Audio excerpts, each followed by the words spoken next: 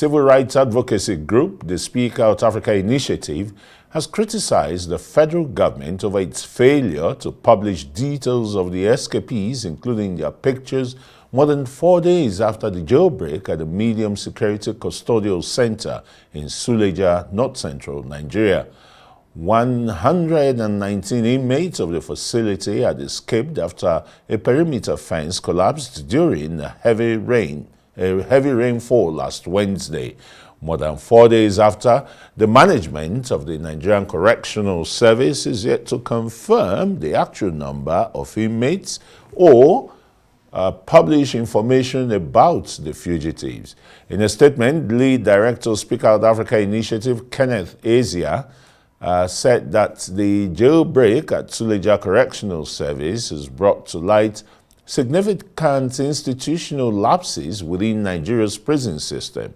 The group is therefore calling on the appropriate authorities to urgently release the necessary details of the fugitives for the purpose of easy identification by the public, as well as provide a daily briefing to track progress and keep the citizens abreast. And Kenneth is a lead director, Speak Out Africa Initiative, joins us now in the studios to speak on this developing story. Very warm welcome, Kenneth, to Newsnight, and your worries of the public too. Why do you think there's been that gap in publishing, one, the names and photographs of the escapees, to allow even Nigerians intervene if they find them on the streets and recognize them? Thank you. I think it's due to institutional lapses. Institutional lapses, as we can see, because Nigerians are surprised that 4 days, more than 72 hours, 4 days after the ugly incident happened in Suleja Correctional Service Custodian Centers, as at today, we cannot find the database of these inmates, these escapees, being released to the public for the purpose of easy identification. So it's now very clear, and I don't think Nigeria will be wrong to make that assertion, that there are very, very obvious, very clear, established institutional lapses, because it's something we cannot understand, why it will take such a long time.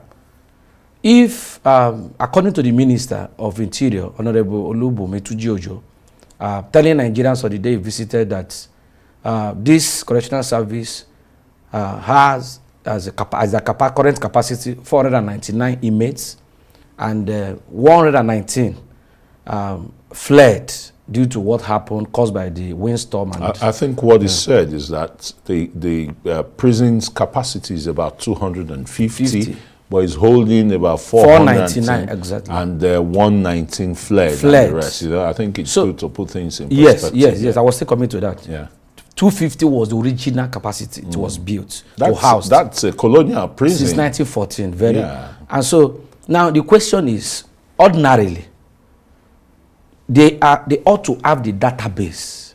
These are the same inmates. We have been told that they've been fed with such humongous, of course, we know the history.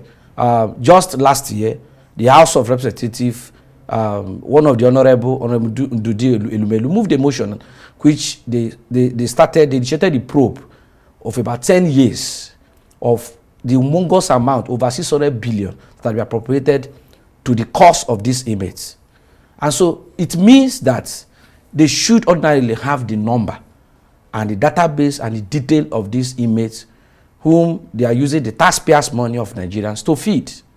So if something like this had happened 4 days after, we cannot find any detail. We cannot, up to now, we do not know the names of those we are looking for or we are searching for. Not to talk about their faces. Yet, so what the same government is asking citizens to assist in providing information. And the question becomes, how do I know a flea inmate without any helpful information from the custodian center, from the prison service? Yes, but Kenneth, I mean, why you've raised very germane issues of concern there.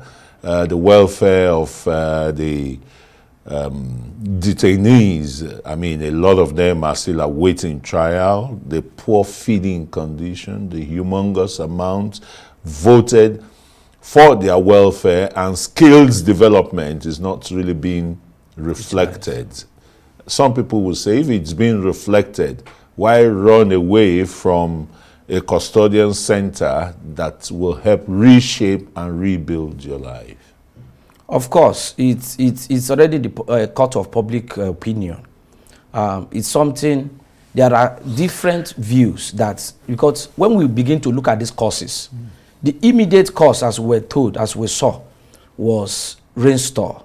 The rainfall that fell on that Wednesday, April 24th night. But when you look beyond, first, the history of the inmates is that report has it that those awaiting trials are of higher number than those who have been convicted. That is the first place.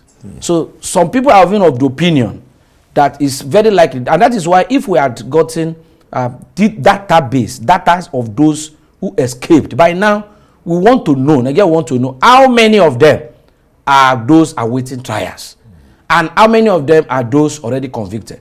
Now when we see this data, you know, you can be able to now maybe align with those who are saying a large chunk of the people that escaped might be those who are awaiting trials, because those who are awaiting trial are those whose fate has just been hanging.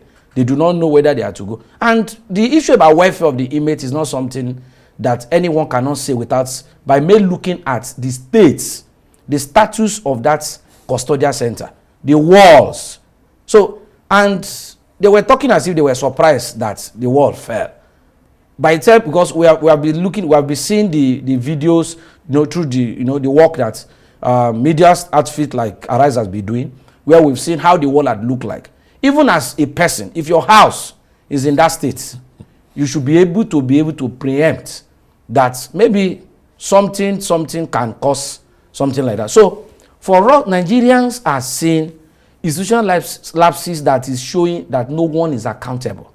Because if someone is accountable, by now, the Controller General of the Nigerian Correctional Service, the Honorable Minister, they should have released at least within 2 days, 48 hours, details of these people, their pictures, their data, so that Nigerians can even, because of course you will not expect them to still be putting on the clothes they were still wearing. And so we are using the opportunity to call on them to release and to provide Nigerian daily progress tracking. Okay. Now in the public space, there are different as of today. Some are saying we don't have all the time for this discussion to continue, but I think the points have been copiously made, and thanks so very much. Kenneth Eze is the lead director, Speak Out Africa Initiative, for coming on Newsnight. You're welcome.